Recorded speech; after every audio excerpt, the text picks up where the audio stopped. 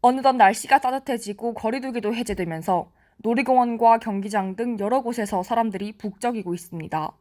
그중 한강공원도 모임 장소에서 빼놓을 수 없는데요. 여의도와 뚝섬 유원지를 비롯한 여러 한강공원에 많은 사람들이 모이고 있습니다. 그러나 한강에서 거리두기 해제를 즐기는 사람들 뒷면엔 넘치는 쓰레기가 문제점으로 대두되고 있습니다. 특히 한강공원에서는 주로 일회용 라면 용기나 배달을 이용하기 때문에 포장 쓰레기를 비롯한 음식물 쓰레기까지 문제인데요. 미관을 해칠 뿐만 아니라 악취가 나는 것도 큰 문제입니다.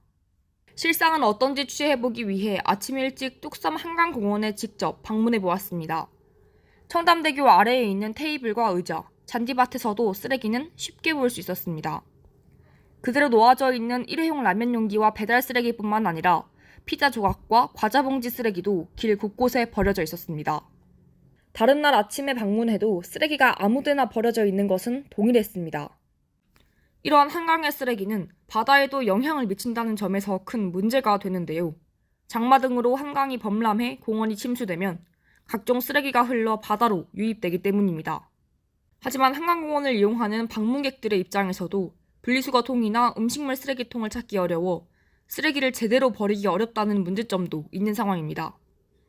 이러한 한강 쓰레기는 예전부터 대두되어 왔던 고질적인 문제점인데요. 이런 상황에 최근 서울시가 라면 용기를 다회용으로 바꾸고 보증금 제도를 도입하는 방안을 검토 중에 있다고 밝혔습니다. 한강의 상징이 되는 라면의 폐기물 배출을 줄이기 위한 것인데요. 이와 더불어 라면 국물을 버릴 수 있는 배수관로 설치에 대해서도 다양하게 논의하고 있다고 전했습니다. 한강 쓰레기를 주워 환경을 지키자는 캠페인도 활성화되고 있습니다. 한강의 환경을 보호하기 위해서는 서울시 차원의 노력뿐만 아니라 방문객 개개인들의 노력도 매우 중요합니다.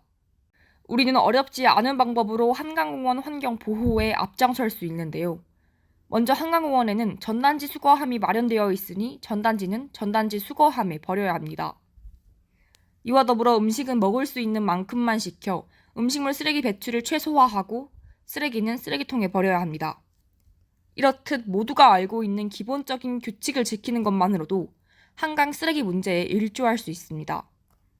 특히 뚝섬 한강공원은 우리 학교와 근접해 있어 우리 대학 학생들이 쉽게 갈 수 있는데요.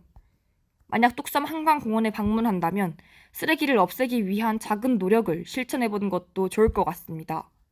ABS 정연입니다.